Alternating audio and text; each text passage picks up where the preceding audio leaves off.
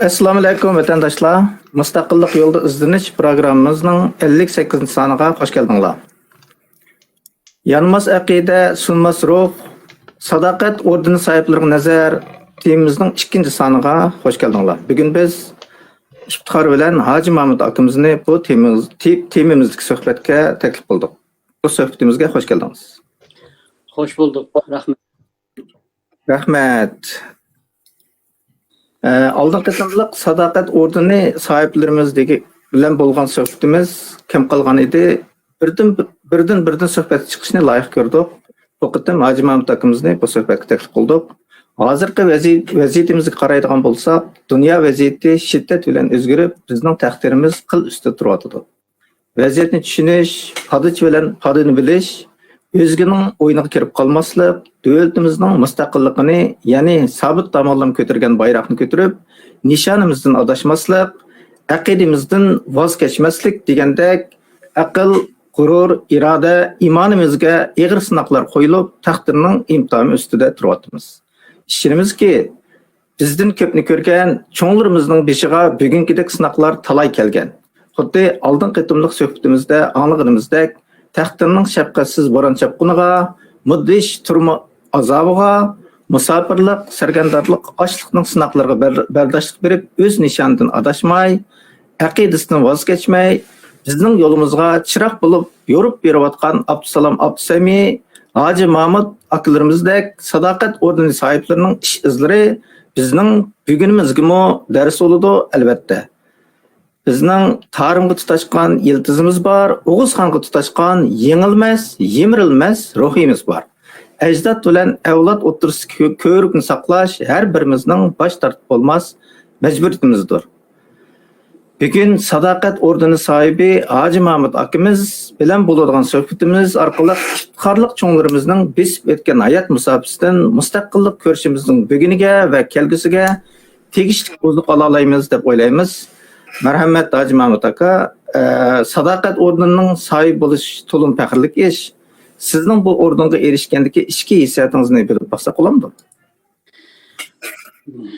Bo'ladi, rahmat.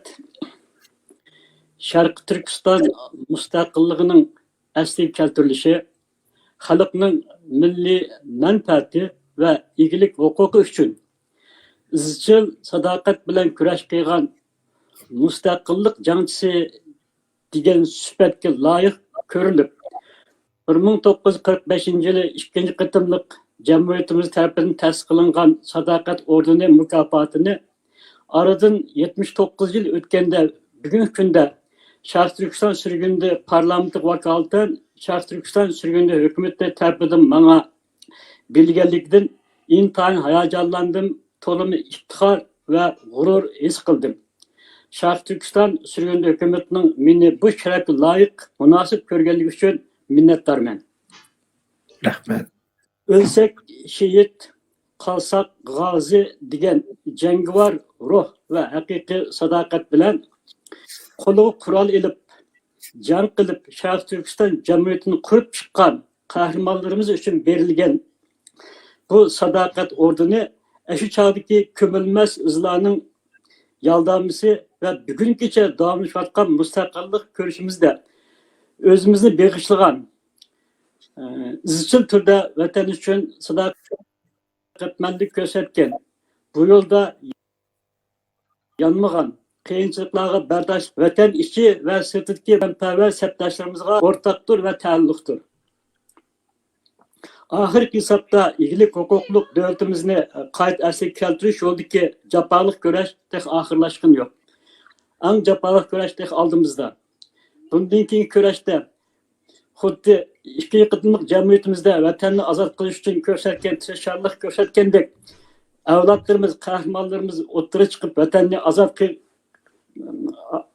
vatanni sadoqat, muhabbat bilan nafratning aniq ayrimisi va birikmisi, o'zining vatani, millati, davlatiga va hokimiyatiga bo'lgan sadoqat, ahdiga vafo qilish, bergan qasmida ching turish, samimiylik, sharaf, g'urur, vijdon, axloq turg'ish qatorliq fazilatlarni tajovuzchi dushmanga qarshi bo'lgan qilishdan keskin nefret ve batıllıkını emelde köstüştür.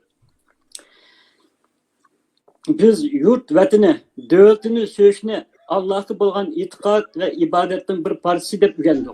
Şuna sadakat barlık faziletlerinin yürüki, barlık vazifelerinin merkezi vazifesi hesaplandı. Bizning mustaqillik yo'lidagi kurashimiz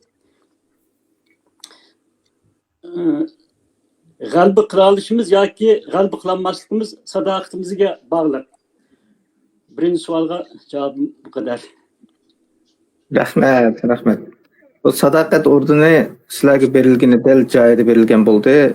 İnsan üçün uning hayotidagi eng sharafli ish shunday bir orden elish, o'zining odamlar tarafdan e'tirof qilinish. Bu sadoqat ordeni berilishiga sabab mening o'yimda mush o'z aqidasiga, o'zining to'g'ri yo'lga sadoqat bilan mangani uchun inson bu ordenga erishadi deb o'ylayman. Sadoqat, ya'ni vataniga, o'zining tuproqiga, o'zining aqidasiga sadoqat bo'lmasa, xuddi siz degandek hech amalga oshmaydi. Sadoqat ordeni berilgandagi iftixorlik tuyg'ungizni deb berdingiz. Bu haqiqatan sharafli bir orden, sharafli bir ish. Chunki inson umrda nurg'un ish qilishi mumkin, lekin sharafli ish qila olishi notayin. Sizga berilgan bu ordendan hammamiz xush bo'ldik. Hamda siz bu uzun hayotingizda bu aqidangizdan voz kechmay, davlatimizning mustaqillik uchun kurash qilibsiz. Hayotingizdagi eng og'ir kunni so'zlab bergan bo'lsangiz. Eng og'ir kunga uchragan. Qisqacha izohlab o'tay. Hayotımdaki en ağır gün tunji qitim qo'lg'inib turmuga kirib, Xitoy turmalarının yani atış turmusida yozgi kishilik kamerada keç gündüz qo'lsizlik 3 yilga yaqin yolg'iz yotganligi va ikkinchi qitimlik qo'lga ilingandan keyin 1 yilga yaqin yolg'iz kishilik kamerada yotgan va u yerdagi azob oqibatlar mening hayotimdagi eng qiyin, müşkül o'tgan zamonlar va mening haqiqiy mustaqillik irodamni texmi chinitgan davriga vaqtga to'g'ri keldi. Men 77-yil yoz mezgilda kinoxondan qo'lga ilindim. Yani bek davran bo'lib ketdi, chunki butun kinoga kirgan kishilarning hammasi meni qo'lga ilinish manzirini ko'rgandan keyin bu haber hammaga tang taqilib, hatto bek davran bo'lib ketdi. Shu kuni shanba kuni edi. Do'stim kino ko'rib keldi, kinoga berib kino ko'rib kelini deb bizning uyga keldi bir do'stim. Biz beraber kinoga bordik. Mankak Guli degan kinoni qo'ydi deyildi. Kirdik, do'stlardan o'ttirdik kinoxonada. Yani atışının çoğun yazlık kinoxonasida kino başlandı. Men top o'tirgan do'stlar arasida ancha-muncha chalib uni tarjimonlik qilib berdim. Bir chas kino tutgandan keyin to'satdan kino to'xtab, hamma chiroqni yiqilib yo'q bo'lib ketdi. Kinoxonaning zo'rqidan hech kim o'z o'rnidan medilmasin, bir 5-10 minut saqlab tursin, andan keyin kinoni boshlaymiz, joyinglar, medilman o'tiranglar dedi. Yani men tanıydigan yani saksy idorasida yani qurolliq qismda ishlaydigan bir tanishimiz bor edi. Uni qichqirdi telefondan kanayda. Qo'shnan bor edi, mendan 1-2 yosh cho'ngroq. Uni qichqirdi. Herhalde kinoxonaning ichida cho'risida 4-5 odam ayrilishga boshladi. U vaqtning vaziyati bir qo'rqinch davr to'g'ri kelgachga bütün kinoxonadagi hamma odam degidek bir vasvasa andishiga tushdi. Tushib, zot nima ish bo'lgandi? Qanday avval bergandi deb hammadan bir qo'rqinch bor. Chunki zaman qo'rqinchdan to'lgan zaman bo'lganligi uchun oxiri 15 minutdan keyin hech ish bo'lmagandek yana kino boshlandi. Nim bo'lganligini bilmadik. Kino tutgan chog'da odatda kinoxonaning cho'ng darvozasi echitdi, haq u yerdan qaytib chiqdi. Bu qitim kinoga biletni ko'rib tushizdigan bir 2 metrlik tar yo'ldan har bir odamni birdan chiqarg'in turdi. Shu eshikdan chiqib qolgan har bir kishi xuddi shu to'shikdan, shu tar yo'ldan o'tkichi bo'lgan arliqda o'zininki nim bo'lganligini o'ylab yetolmaydi. Ishikdan chiqib saq chiqqanlar xudoya shukra degan bilan bir rohatga chiqdi va teshida hammasi kimi keldi bu kaylik deb qarab turib, xalqning yerinlashgan chog'da navbat man keldi. Men asta berishim qilib, men yangi qarib bilan qo'lga oldim. Bütün xalqning diqqati hammasi ko'zi man tushdi. Yani yo'lning o'rtasida chiqqanimda ikki saqchi qo'limni qo'ysilib, piyoda ilib mangdi. Yo'lning har ikki chetida bütün kinoxonada yongan liq odam ko'raylik, zodi kim, nim bo'pti degan bir qiziqishi zodi Naylik Go'nganjuning darvosiga bag'ich bir to'p odam aqldan billa jug'urib mangdi. Bu xalqning orasida har xil fikrlar bo'ldi ekan. Birisi bunda da'vatgan, birisi bunda da'vatgan. Mening ustimda har xil fikrlar qildi, men anglab mangdim. Naylik Go'nganjuningki ichiga elchirib, o'tirdagi aqsh bilan shaharlik xalq sotning cho'ng darvosidan oldiga kelib to'xtatdi. Chunki kinoda yongan kishilarning tarab ketishini saqladi. Hamma kishi tarab ketgandan keyin men piyoda yo'ldan ikki saqchi yandab uyga olib bordi. Uyga borsam bütün uyni saqchilar qo'rshab bo'pti, ma'ldan tortib. Tarkochdan mang'icha ko'zimga nurli chiroqni yiqib turdi. Uyning hamma yerini oqtirdi.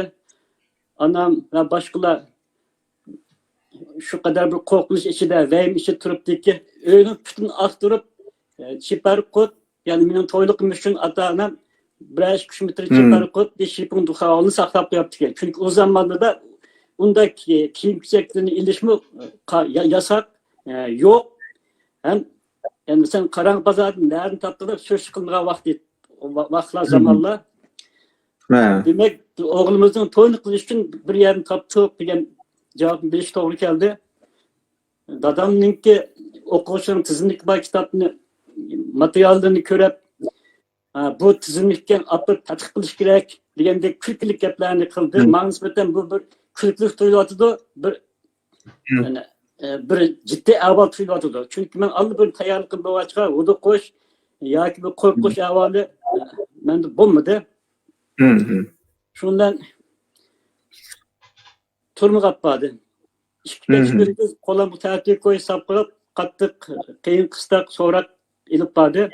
Unda tartib qo'ysa bardosh bermak yomon ta'sir oldi ekan. Ya'ni ikki qo'lni kayniga dumbidan birini astidan birini to'pidan ilib qo'ysaldi ekan. U qo'ysa midilg'ansi chiqitgandan keyin u belki qiynaydi ekan. Ya'ni mushbadiga taqaydigan gap ekan. Yomon bo'lolmay chilganmagan vaqtimizda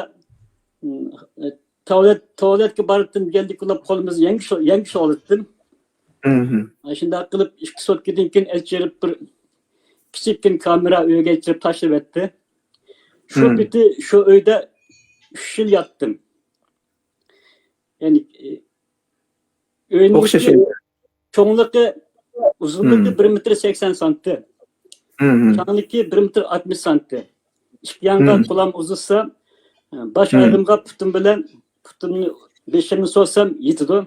Tamak mı şunun içinde, taharet mi şunun içinde, yatak mı şunun içinde, işki tohunun küçük işek, soğuk bo'lganda kış oldu deb, sık bo'lgan çağda yaz oldu deb, aşağıdan perkatdı. Manadan kopulgan yer yok, put kollarım xuddi yangidan tug'ilgan buloqning qo'llaridek, putlardek yumron bo'lib ketaylik. Yuzlarim kun nuri ko'mgandan keyin rangim oppoq bo'lib ishib ketaylik. Uning ustiga yeydigan tomoq supugininki qizil qo'niq bo'ldigan. Chet ellar bormi yo'qmi bizning vatanda o'sib turgan supugining ushida bir qizil urug'lar bor, qizil qo'noq. Shu qo'noq Serip qo'noq, qaynoq suv, 3 vaqt nachar tabaq. Qanday ko'msin. Ashundan ham oshqozon kasalini tepib oldim. Buning shu yerda butun azob, ya'ni jismoniy va ma'naviy jihatdan nurg'un azoblarni tortdim. jismoniy azobga ma'naviy jihatni o'zim tasalli berish orqali men gunohkor emas, men xato ish qilmadim, mening qilgan ishim to'g'ri deb o'z vijdonimni o'zim qo'lga olgan uchun shu yillik Rahmat. Ketniki oxiri kichikgina yetib ketdi. Biz sizniki bu turma hayotingizni anglab biz haqiqatan hayron qolarlik darajadagi bir dahshatga yetgan bu. Bu ta'tir qo'yib selish degan gap bu ajoyib inson qalbidan chiqqan bir xil jazolashgan. Men de ta'tir qo'yib selish deb boy anglagan chog'da ikki qo'lni orqa qilib soldi deb o'ylab ekanman. Haqiqatan o'ylamagan bir ish ekan. Siz shuncha azoblardan keyinmi, shuncha jazodan keyinmi yana o'zingizning aqidasidan yanmay, yana o'zingizga ishonib, ro'yingizda ashuna bir aqida bo'lgani uchun hozirga kelibsiz. Sizningki shu chog'da ko'rsatgan qahramonligingizga ko'p rahmat aytamiz. Barakalloh aytamiz.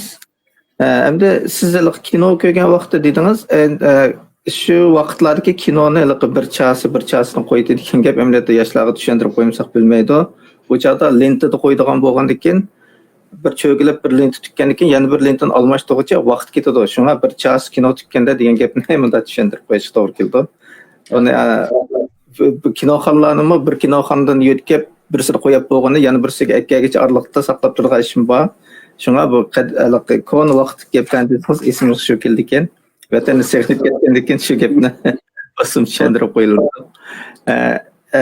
Endi sizga eng ta'sir qilgan va sizning mustaqillik irodangizni eng ching'atgan biroz bir beshingizda o'tgan biror ishni o'rtaqlasha olasiz? Bu yerda bir qancha nuqtani qisqacharoq izohlab o'tay. Birinchisi, kichigimizdan tortib bizning Xitoydan bizning o'rtamizga farqni biz his qilib, Xitoyning har bir qilgan so'z shartiga zang sog'ini bu yo'lda izlashga boshlagan. Tunji qitim yani qora yo'ldagi jangninki otishdagi ko'rgazmasi bu menga cho'nroq ta'sir qilgan. Yani qora yo'ldagi jang oxirlashgandan keyin qahramonlarimizning qo'li qilinib, etilib tükkendan keyin bu voqeani ta'tir tashviq qilish uchun jut nailiga olib borib bir ko'rgazma o'rnashtirib, uninki ishlatgan qurol, plan, tayyorlagan signallanishmi yoki boshqa sababmi to'liq ketib olish ko'rildi. Qayta kirishga majbur bo'lgan bo'lishi mumkin deb o'ylaymiz Hoji Mahmud akamni. Qani kichkina saqlab boqayli. Buning oldida Hoji Mahmud akam degan qo'lga ta'tir qo'yib selish deganni o'ylab boqayli-da bu yerda. Agar qayta kirgicha vaqtimiz bo'lsa, faraz qilib boqinglar. Marhamat. Endi ovozingiz anglandi. Marhamat. Endi gap. Her qanday bir qiyin qistak meni bir qitim mustahkamlash irada mustamlashga sababchi bo'lgan. Hargiz umidsizlik, qo'rqish oqisi enish emas. Undan keyin men kichik vaqtimda, yosh vaqtim turmushga chiqishga menga maxsus Xitoyning partiyaning siyosatlarini so'zlash orqali meni qoyil qilib, ya'ni meni mas'ul pash qilishga jiqroq kuch chiqadi. Mening 3 yil qorong'uga yetib ketishimmi, ya'ni mas'ul pash qil. Sen asosli adabda bizga debba degandan boshqa so'roqning asosiy tema bo'lmadi menga. Hatto meni olgan chog'da dadamni tutib kelib 3 oy so'layapti. Buni keyingi zamonlarda uqdim. So'roq jarayonida sotchi mendan bir savolni so'radi. Sen nimaga ishinib mushunaq jasorat qilding? Hükümetimizni, partiyani, devletimizni sen kichikkin jiningga qandaq ag'darayotding? Nimaga ishonding deb savol so'radi. Mening bergan javobim, men sizga ishondim. Sizlardek odam vatandoshimizga ishondim. Siz qonun, soch oldida o'zingizning taqdiriga to'g'ri hukm chiqaradi deb ishondim deb javob berdim. Sochchi mushlab basi jo'zni, lekin indamay jinoyat o'tkazdim savol so'radi. senin adaletің meni qayil qilanmidi? Mening adaletim, haqiqatim sening haqiqatingdan ustun kelganlik uchun men davomlashtirdim deb javob berdim masalan. Demek irademizning yetişinishning asosiy sabablari bu. Undan boshqa men xalqdan madad oldim. Har qanday odam bir ishni qilsa, qarshi tarafdan yandagi kishilarniki madad berishi u odamni texim shu uchun davomlashtirishga ilhomlantirdi ekan. Men turmadan tunji qitim chiqqan chog'da tağam Saud Genci, yani Qashqar Milliy ma'rifniki chaqnagan yulduzi desakmi bo'ladi. Doktorxonada Qashqar Kiranbog' Balnis doktorxonada kesal yetib ekan. Turmadan chiqdim, aman doktorxonaga yo'qlab bordim. Kesal yotgan tağam o'rnidan dast qo'pib, meni quchoqlab, "Yaraysan o'g'lim.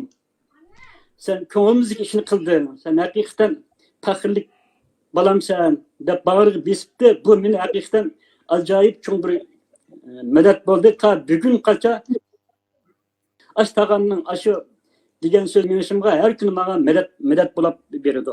Bu bir oddiy misol. Men chet elga ketgandan keyin dadam sakrat tushgan vaqtida, ya'ni 17 yil burun dadam sakrat tushgan vaqtida, ya'ni mening ismimni to'lab jon uzibdi. Qolgan tuqqan qarindoshlarim dada akamiz kelmaydi, kelanmaydi desa, "Yo'q, bolam, mening o'g'lim menga va'da berdi. U cho'qim qaytib keladi. Ya'ni mustaqillik bilan qaytib keladi degan ya'ni nim qilmoqchimda. Qaytib keladi degan ash bir ig'izdan olamni o'tibdi. Bu hol bizning chet eldagi vazifamizning ne kadar iri ekanligini, men chet elda vatan qutqizish uchun armay tanmay kurash qilmasak, xalqimizga, ata-onamizga yuzi kulanmayganligimizdan iborat bir haqiqatni mening qalbimga soldi. Yani salbiy bir atal so'zlab o'tay. Yakan payloda turmada jazo lagerda jazosini ijro qilayotgan vaqtida Sovetdan kirgan bir Xitoy ishbiyon bilan ikkimizni bir ishqa buyurdi.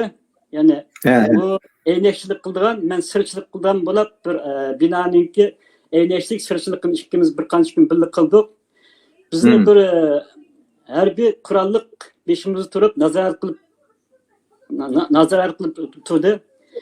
Bu ishbiyon Xitoy bo'lganligi uchun u Gansudan chiqqan 19 yoshga boshlang'ich to'liq o'qimagan bir manq Xitoy ekan.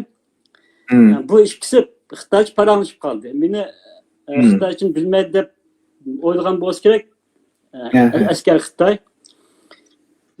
U o'zining yaxshi o'qigan bo'lganligi, juda turishning qiyinchiligining borligi, mush askarlik bir iltibos qilib askar bo'lsam, keyingi vaqtda bir xizmat olishim foiz bo'lamdi deb askar bizning qiyqimizni madad berdi.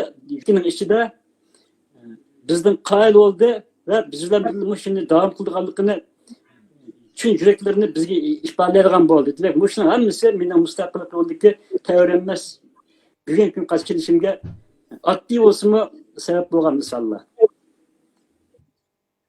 Acha Xitoy banqiniki degan gapini da'vatqaningizda ozroq uzilish bo'lib qoldi. Shu Xitoyning degan gapini nima deganini ishki Xitoyning shuni bir qaytilib aytgan bo'lsangiz, ashada bir ozroq uzilish bo'lib qoldi.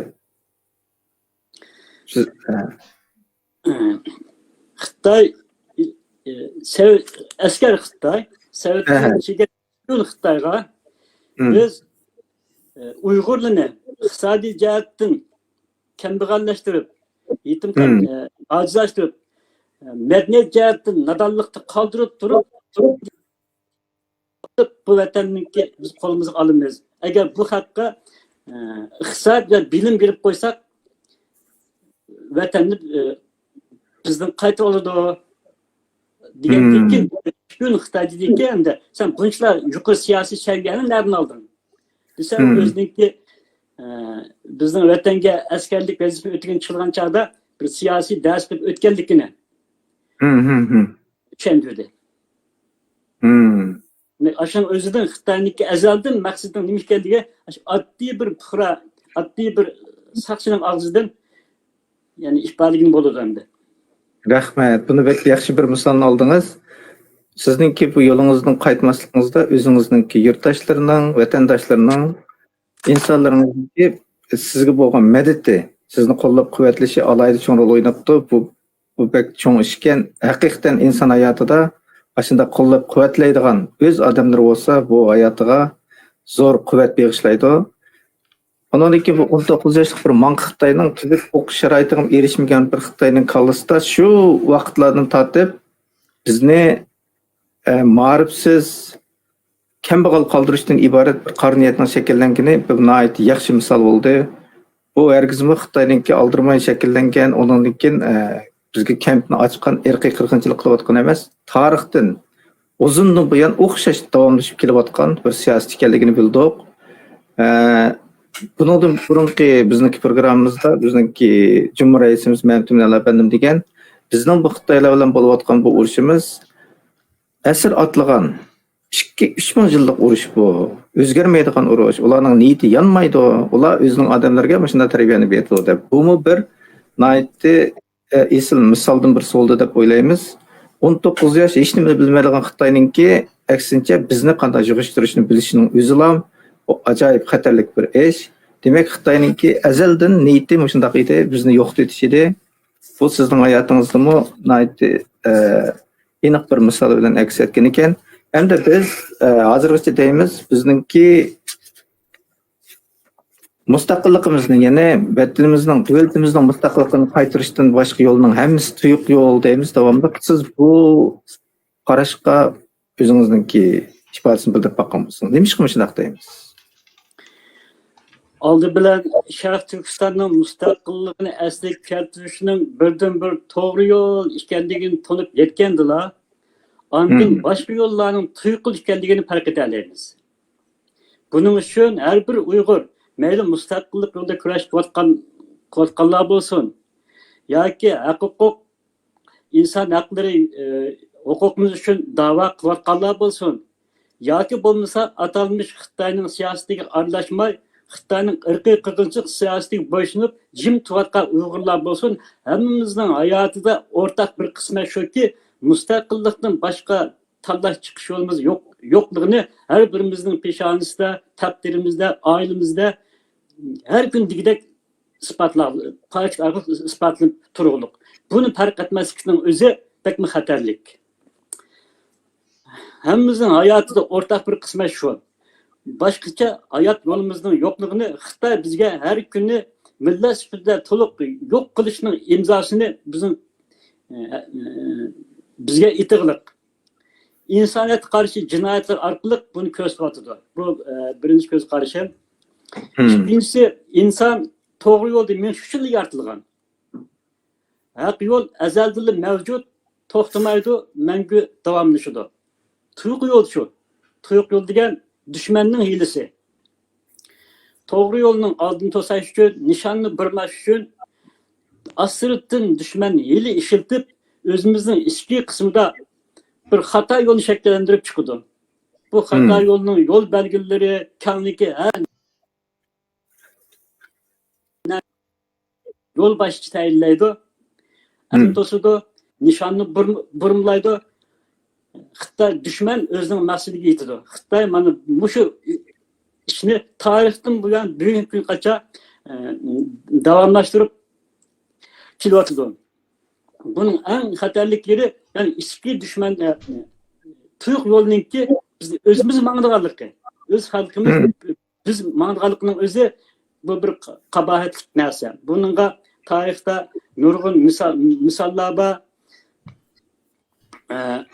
Bundan ben bir qancha misolni so'zlab o'tsam bo'ladi. Birinchisi Qashqariya davlatiningki qurib chiqqan Yoqubbek qurgan davlatni Abbaxo'ja va uning murtlar orqali Yoqubbekga suiqasd ishiltib, ya'ni davlatimizni munqarzlikka ilib bordi. Bu yerda bir yo'l boshchi bek muhim. to'g'ri yo'l boshqagan yo'lboshchini Xitoy aman yo'qdir. Hatto tuyuq yo'l boshqagan bir yo'lboshchini tiklab chiqdi.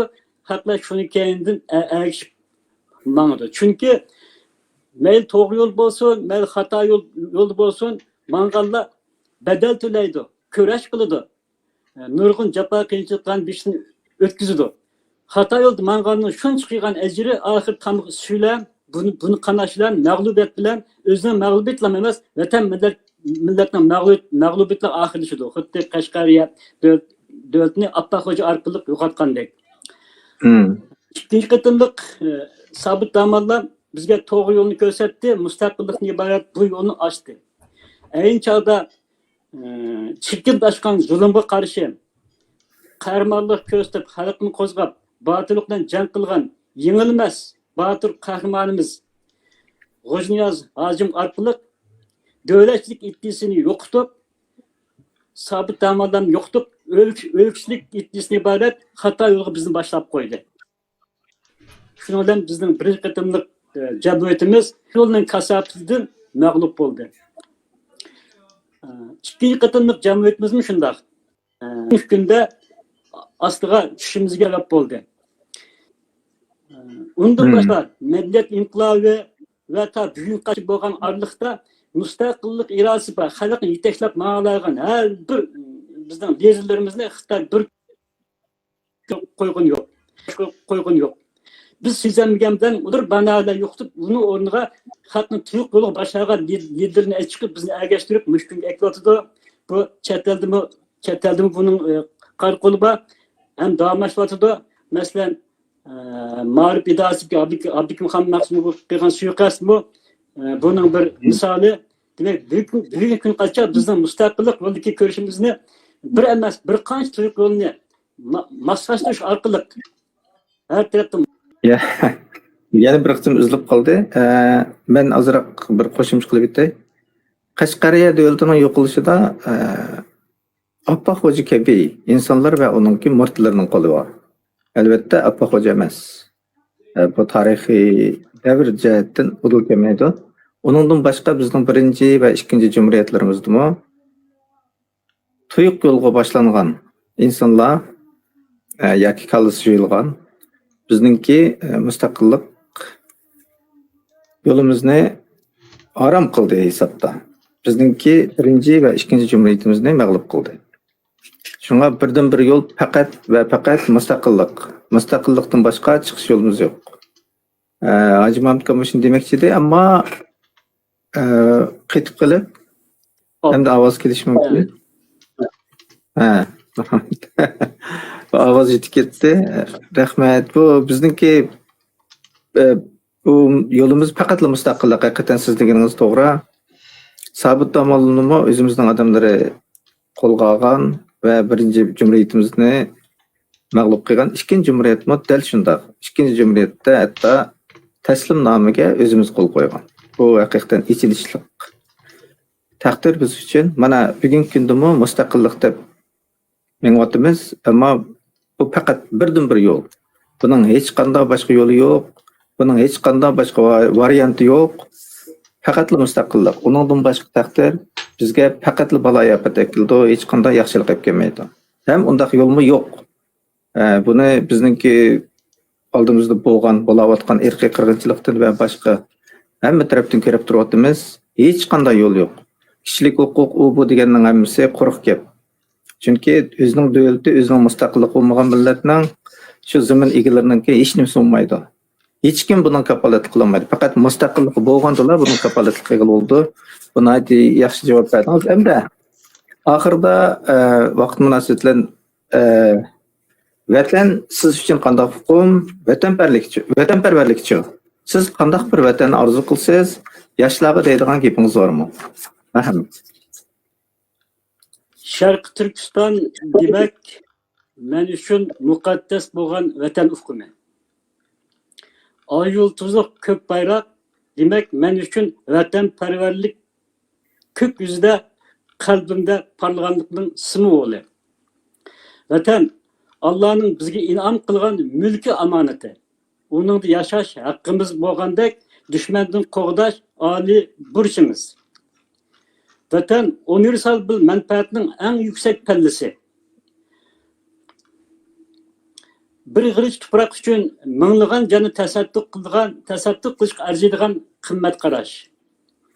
Vatansizlik va musofirlikda bir chimdim tuproqni ko'zimizga surtishga kishilik huquq, shon sharaf, izzat obro'yimizni qo'g'dashda sadoqatli ko'rsatishimiz, sevgi muhabbat, vafodorlik burchini ado qilishimiz, g'ururning pakligi, fidokorlik tuyg'usi qatorliq ruhiy mavjudligimizning energiyasi vatanparvarlik. Biz mush orqali vatanni qo'g'dishimizga, gullantirishimizga, vatanga sahib chiqishimizga to'g'ri keladi. Vatanparvarlik qandaqdir bir siyosiy uqum emas, balki millatga ma'naviy bog'lanish orqali o'z davlatini sevishni, o'rtaq madaniyat va xalqning Bugün bu ulanish toz yaxshi bo'lmadi. Kichkina saqlab qo'yayli. Yana boy biz deyotgan bir gapda biz bir üzilish bo'lganda, ta'tir qo'yish degan gapni da'vatib üzilib ketgan. Haqiqatan insonningki aqli yetmagidek darajadagi bir xil qiyin qistaqkan bu. Men faqat uni aqidilla bog'lab qo'ydi deb o'ylab ekanman. Agar bir inson osh shaklda bog'lanib, kuch kechkindiz tursa,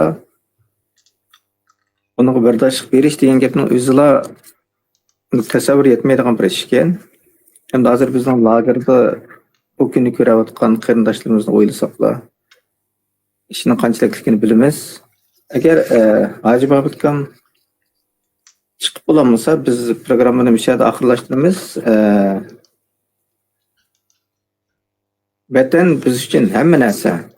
Bizning hamma nimamiz. Vatanimiz bo'lmasa, ya'ni mustaqil davlatimiz bo'lmasa, bizning hech nimamiz bo'lmaydi. Xitoylar bizni o'zimizning yiltizdan ayirish uchun, ajdodni avloddan ayirish uchun nurg'un suiqasdlarni ishlatadi.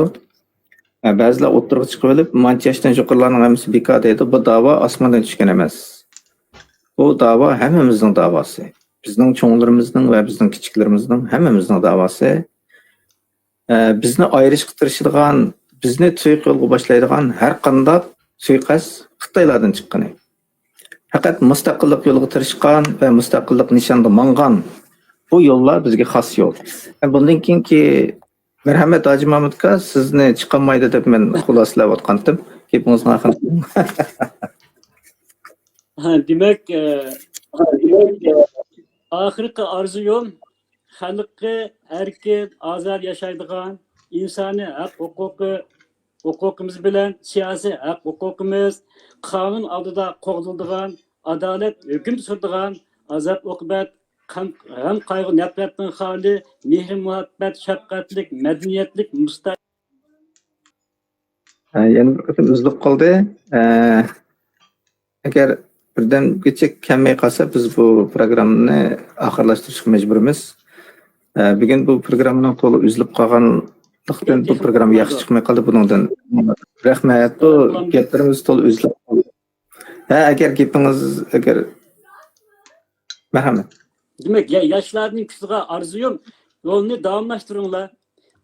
Biz hata yolda mağan bolsak sizler toğ yolda meninglar mustaqillikni ibaret bu bir tuyuq toğ yolga barliq tuyuq yoldan vaz keçip muş yolga birlişinglar. Quruq gapni az qilib amaliy ish qilinglar. Davani parchalab o'tmanglar. O'zimizni qo'g'dashni o'rganinglar. Inson o'zini qo'g'dashni o'rgansa vatanni qo'g'day oladi. Şahsi məxfiyyətlikni için saqlanglar. Şahsi məxfiyyətlikni saqlandıqca vatanning milliy məxfiyyətlikni istihbaratını saqlığını bulmaydı. Ümidvar bolunglar. Ümid arzu bulmasa nişanga yetkilib bulmaydı. Degandek mushunda talabni yoshlarga yashadi umidni kutaman. Ko'pchilikka rahmat. Rahmat. Biz uchun ajratgan vaqtingiz uchun ko'pdan-ko'p rahmat. Bugun bizningki programmamiz texnika sabab tufaylidan ko'p uzilib qoldi. Buningdan uzr aytamiz. Vaqt munosabati bilan programmani bu yerda oxirlashtirishga majburmiz. Bundan keyingi programmalarimizda biz hozirgi xalqaro vaziyat ustida to'xtalamiz va bizningki Aqtoshlik kitobimizni birdan so'zlab o'tishga, tushuntirishga tirishamiz. Biz uchun faqat bir yo'l bor. Faqat bir lam. mustaqillik. Ya'ni davlatimiz Sharqi Turkistonning mustaqilligi. Uningdan boshqa hech qanday yo'l yo'q. Uningdan boshqa hammasi yolg'on. Bizga hech qanday foydali ekanmaydi, hech qanday kelgusimizni ko'rsatib bermaydi. Faqat Sharqi Turkiston uchun mustaqillikla bizning birdan-bir chiqish yo'limiz. Biz mayli qachon qanday gapni qilayli, mush bu degan gapni, mush mustaqillikni qalbimizga ching tangsaq, buni biz o'zimizga aqida qilsak, ham ishlarimiz yaxshi bo'lib ketadi. Inshaalloh. Hammalarga mush vaqt uchun ko'pdan-ko'p rahmat. Haji Mahmudga bugun biz uchun ajratgan vaqtingiz uchun ko'pdan-ko'p rahmat. Ko'pchilikka Allah- rahmat. Alloh hammamizga yaxshilik ato qilgan. Rahmat. Allohga emanet.